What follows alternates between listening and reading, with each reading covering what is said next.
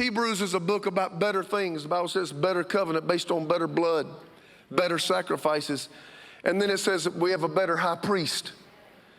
The priest of the Old Testament, if you were sick or infirmed in any way, you couldn't touch them and they couldn't touch you. And then here comes the writer to the Hebrews saying this right here. For we have not a high priest who cannot be touched with the feelings of our infirmities, but has been tempted in every way. Means he has experienced every human emotion. And he knows what it's like to be me. He feels what I feel.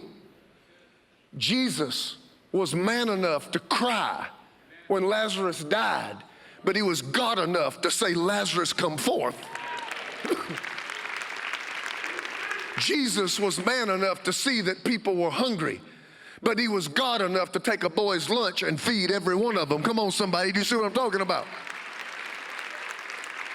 He was man enough to be in a boat that was being beat by a storm, but he was God enough to go speak to the wind and the waves and say, peace, be still. He was man enough to die on the first day, but he was God enough to get up on the third day by the power of his own hand.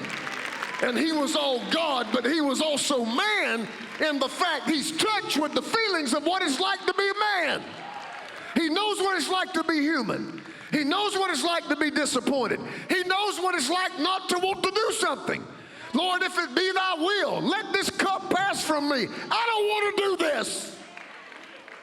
He knows what it's like to cry. He knows what it's like to be hungry. He knows what it's like to be tired. He knows what it's like to be done with people and he wants to get away.